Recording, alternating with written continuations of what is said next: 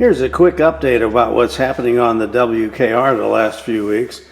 We've been trying to do a serious upgrade on the scenery for section 4, which is the Agridine molasses processing plant, and that includes upgrading the tanks.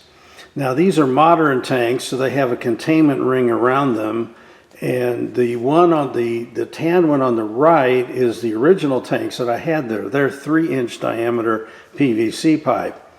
Now I got a 3D printed kit off the internet for the tank top, the ladders, and some of the other detail equipment.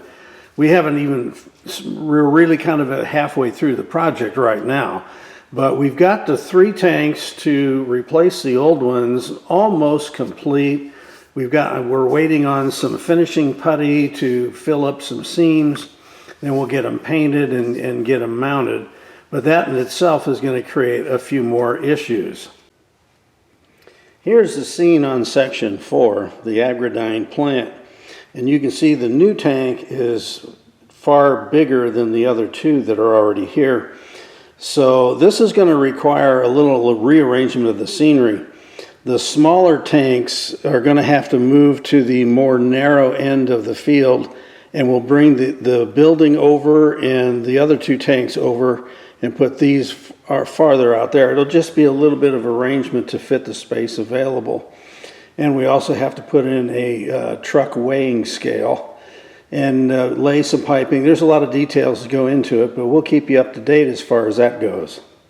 And we've got an issue on track work. We'll take a look at that.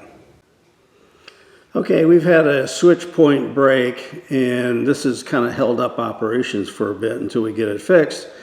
So it should be just a quick solder job, and this is the offending switch. We're going to take care of that right now so we can get operations rolling again.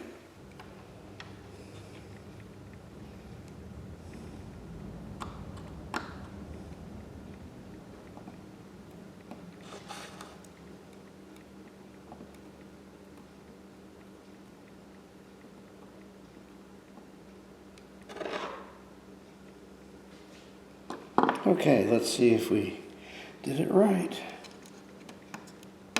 Oh, we didn't solder it to the other rail.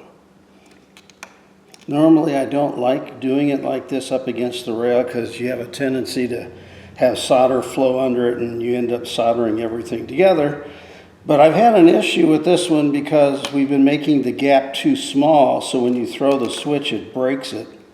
So by doing it all the way closed like this, now we have it positioned exactly where we want it, and it looks like that one's good.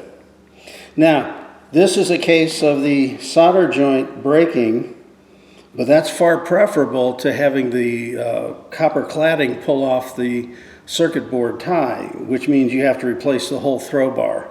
We were lucky in this case, it was just a weak solder joint, so we should have this one fixed, and I think it's probably fixed for a long time now. Now we're going to do a run-through test to make sure that everything's properly gauged. And it looks like it's doing nice. No hops or bumps. Looks like we're fixed.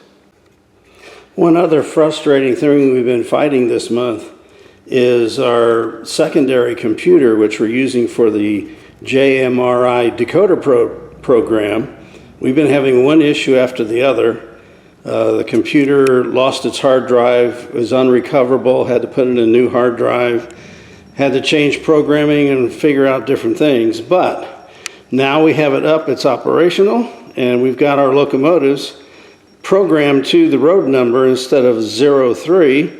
So now we can run them as a tail-to-tail pair, and we have similar to this other pair over here, which are our current DCC locomotives. So now when we do operations, we can be a little more realistic with it. Plus, as you can see here from just kind of scanning the trains, we've been adding new cars and lengthening the secondary trains. They're about 18 foot long now. So we'll get operations started here shortly.